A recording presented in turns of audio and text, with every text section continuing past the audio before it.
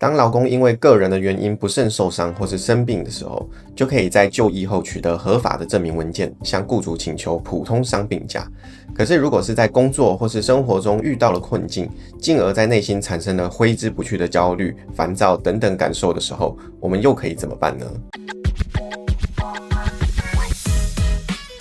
？Hello， 大家好，我是 Sean， 欢迎回到 Workforce 劳动力量。其实对于一些职务来说很常会面临到高压的工作环境以及经济压力。就算不是很繁忙的工作，也可能会因为业务分配不均而衍生成职场上的排挤甚至霸凌的情形。有些劳工就会因为这种日益累积的负面情绪，而让自己的精神受到了严重的影响。这个时候寻求专业的心理咨商就是很多人会考虑的途径之一了。如我们影片的标题提到的，大家都知道，因为生病或受伤而需要治疗或是休养的时候，可以向雇主请求病假。可是如果是找专业的心理师咨商的时候，是否也可以据此向公司请病假呢？其实去年8月底的时候我们就有制作过一支影片，详细分享了有关于病假的规定以及注意事项。其中我们引用了劳动部所发布的新闻稿，就有提到，劳工只要检具合法医疗机构或是医师开立的证明书，或甚至是门诊的收据，都可以作为向雇主请病假的依据。不过如果劳工是在正常工作日到合法的心理治疗所、心理咨商所就医，并且也有取得这些医疗机构所开立的证明，那么是否也可以主张这项证明属于合法医疗机构或医师开立的证明书，进而向雇主请求病假呢？为了得到确切的解答，我们过去也曾经发函向主管机关确认过细节，所以在待会我们也会分享我们独家取得的解释令，让各位参考参考咯。早在内政部主管劳工事务时期就曾经在74年发布过一则解释令，核心的内容就是合法医疗机构所开立的证明书可以当作请假的依据。所以其实我们前面所引述的劳动部新闻稿，到目前为止呢，都还是会基于当时候的解释令来说明劳工请病假的时候要提供给雇主的证明文件。由于这种古早的解释令通常都不会讲得太清楚，而当劳资双方在没有很明确的依据或是说明的情况之下，有可能会因此而踩着自己的立场而演变成更为对立的情况。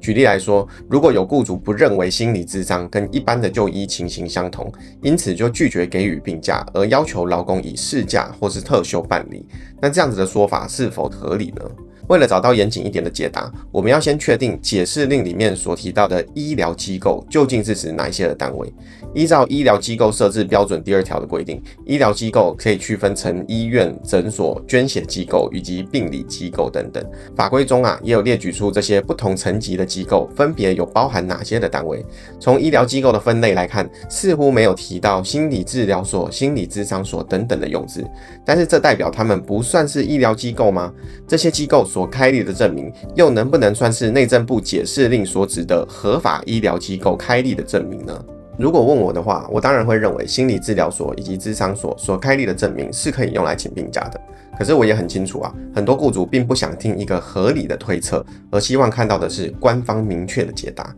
所以先前我们便以公司的名义去函劳动部，希望得到进一步的解释。后来劳动部又函询了卫生福利部确认之后，再转由高雄市政府劳工局回复给我们相关的解释。从我们收到的函文来看，有提到明确的重点，那就是假如劳工是请求专业的心理师进行心理师法第13条或第14条所定的业务的话，就可以请心理师开立相关的证明后，向雇主请求普通伤病假。如果雇主拒绝的话，反而可能会违反了劳基法第43条的规定。劳工如果检具事证之后，就可以向劳务体工地的主管机关反映，并且寻求协助了。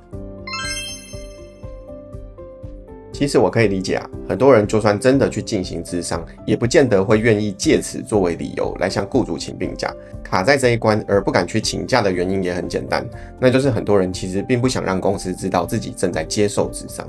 或许会有这样子的疑虑吧，那就是一旦开口说了正在接受心理咨商，主管会不会觉得我的抗压性很差，我的考核会不会因此而受到影响，甚至会不会认定我无法胜任工作而成为了潜在的资遣名单呢？其实回归法令的规定，劳工请假规则第10条只有明定请假时雇主得要求提供有关的证明文件，但是并不需要很详细的说明自己的病况。另外依照个资法针对个人资料的定义呢，一般人的病历、医疗以及健康检查的情形也都是受到保护的资料之一。除非有法定的情况，像是职安法规定雇主有进行危害辨识评估、适性工作安排的义务，而需要了解必要的检查报告，否则劳工其实是不需要巨细靡遗的交代自己的病情，让雇主或是主管知道的。顺便也补充一下，就我查到的资讯来看，咨商所开立的咨商证明与医疗院所所开立的诊断证明是不太一样的。诊断证明会载明症状以及医嘱，很容易就看得出来是什么样的病症。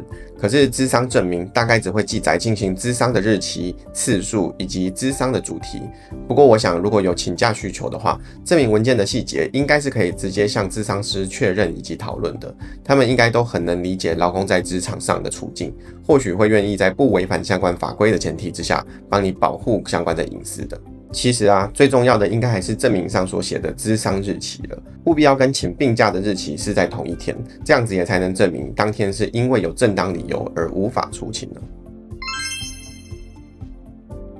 2025年10月，考试院因应2024年底劳发署北分署爆发的职场霸凌案件，进而修订了公务人员请假规则的规定，因此公务人员就新增了身心调适假的权利，每年有最多3天的额度，并且可以依照实际需要以小时为单位请假，使用的天数呢，则会并入到事假来计算。公务人员的事假在7天内虽然是不扣薪的，不过因为请事假超过一定天数后，可能会影响到考绩，所以身心调适假的特点就是在请假的时候，不但不需要检附相关的证明文件，也明定机关不得拒绝，也不可以对公务人员有不利的处分。依照中央社2025年11月的报道，身心调适假上路的第1个月呢，就已经有将近3000人使用了这个价别，可见这样子的价别确实有一定的需求。目的是希望公务人员在自己觉察有心理不适的情况时，可以用这样子的价别来适时调整自己的身心状况。但是，一般劳工有类似公务人员这样子请假的权利吗？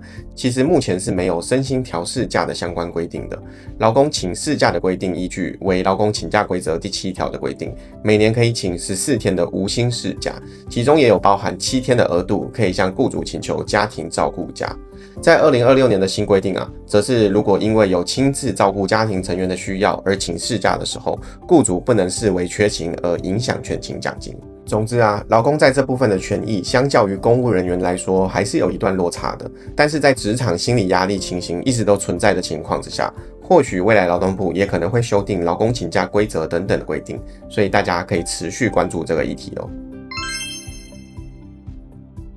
有些具有一定规模的企业近年来会实施员工协助方案，也就是简称为 EAP 的制度，透过建立专业支持系统，协助员工解决不只是职场上的困扰，其他像是个人健康生活中的财务、家庭或是育儿等等的问题，也都可以透过公司的 EAP 来进行协助。具体的执行方式呢，一般企业可能会与专业的咨商团队或是基金会合作，有兴趣的企业也可以向劳动部洽询，可以取得相关的协助哦。可是劳工如果有身心健康出现状况的觉察时，企业内部没有 EAP 的制度的话，又可以怎么做呢？劳动部与部分县市政府的劳动局、劳工局等等的单位，其实都有提供心理咨商的服务，可以到职业灾害预防及重建中心的网站搜寻相关的资料，提出申请之后就可以跟他们有合作的心理咨商服务的机构来进行咨商，每年有最多6次的补助额度。不过因为方案执行的期间以及经费都有限制，所以有需要的话，建议可以先跟该中心联系及确认哦。其实我个人是觉得，劳工要正视自己内心的问题，并且寻求专业的心理治疗或咨商，已经需要不少的勇气了。因此，如果员工有遇到类似的状况的话，建议雇主除了要依法给假之外呢，也可以适时给予一些鼓励以及协助，让员工可以渐入佳境，一起陪伴员工走过艰困的时刻哦。以上就是今天影片的内容啦。如果觉得这支影片对你有帮助的话，也请多多帮我们分享啦。另外，如果想要系统化的了解劳动法令、变形工时制度的话，也欢迎加入我们的频道会员，收看线上课程哦。那我们就下次再见啦，拜拜。